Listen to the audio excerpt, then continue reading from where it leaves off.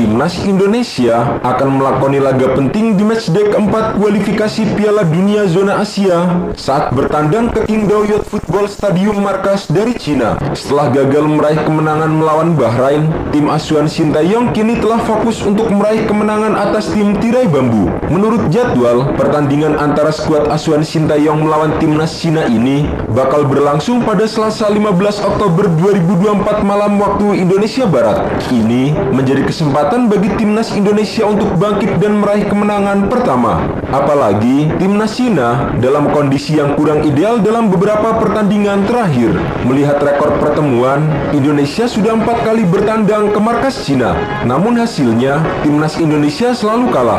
Pada lawatan pertama, timnas Indonesia dijamu Cina di Beijing. Dalam kualifikasi Piala Dunia 1958, Indonesia kalah 3-4 dari Cina. Pertandingan tandang kedua dijalani Indonesia dalam laga persahabatan. Pada 17 Agustus 1963, Indonesia kalah dengan skor 3 gol tanpa balas. Indonesia kembali kalah dalam lawatan ketiga. Bertanding di Kunming pada 13 Mei 2001, tim Merah Putih kalah dengan skor telak 1-5 dari Cina. Sementara pada lawatan terakhir, Indonesia juga meraih hasil negatif. Indonesia kalah tipis 0-1 pada 15 November 2013. Secara keseluruhan, Indonesia sudah berhadapan dengan Cina sebanyak 17 kali dalam catatan 11 versus 11. Indonesia menang 3 kali, imbang 3 kali, dan kalah 11 kali.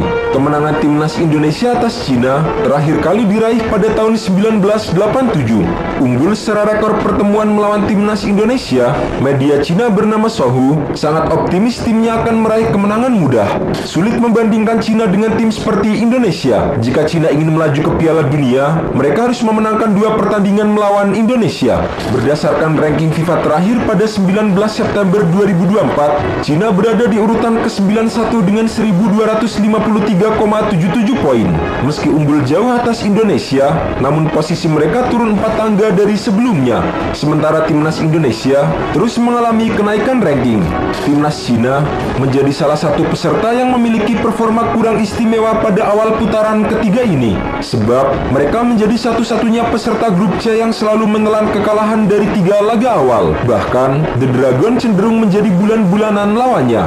Mereka digasak Jepang 7 gol tanpa balas. Kemudian setelah itu, menelan 2 kekalahan beruntun melawan Arab Saudi 1-2 dan Australia dengan skor 1-3.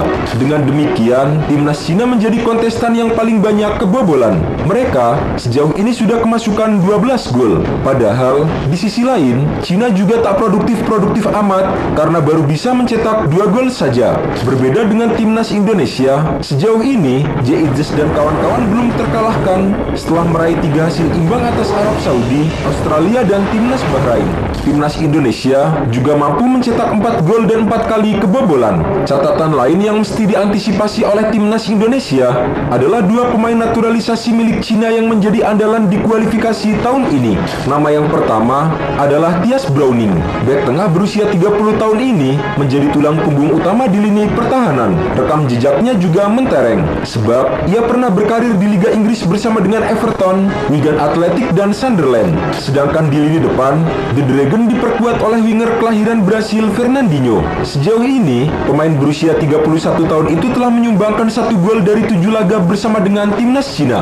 Fernandinho awalnya memulai karirnya di klub-klub Portugal setelah merantau dari Brazil di tahun 2014. Fernandinho lalu menjajal Liga Cina sejak 2015 dengan bermain untuk CQ Livan. Selama di Liga Cina, Fernandinho sudah bermain untuk 6 klub. Kini, dirinya memperkuat SH Shenhua setelah dipinjamkan dari SD Taisan. Fernandinho sudah mencatatkan 155 penampilan dengan mencetak 34 gol dan 47 assist. Tahun 2020, setelah 5 tahun menetap di Cina, Fernandinho akhirnya dinaturalisasi oleh timnas Cina. Kini, dirinya sudah memperkuat timnas Cina di 7 laga dengan sumbangan 1 gol. Selain pemain naturalisasi, Cina juga punya pemain yang pernah berkarir di Eropa, seperti Wei Sihao yang pernah bermain di Liga Portugal bersama dengan Boavista, Feirense, dan Laisos. Kemudian, ada Zhang Yuning yang pernah memperkuat Vitesse di Belanda serta West Bromwich Albion di Inggris. Ada juga gelandang Li Yuanyi yang pernah bermain di Portugal bersama dengan Casapia dan Boavista, serta Wang Sangyuan yang pernah memperkuat klub Brugge.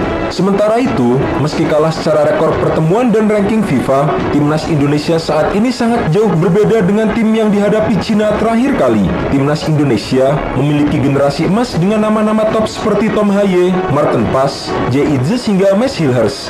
Bahkan, timnas Indonesia juga baru saja kedatangan bek kelas Eropa asal Copenhagen Kevin Dix. Secara nilai pasar, timnas Indonesia unggul jauh atas Cina di angka 426,28 miliar rupiah. Sementara Cina hanya memiliki nilai 156,87 miliar rupiah.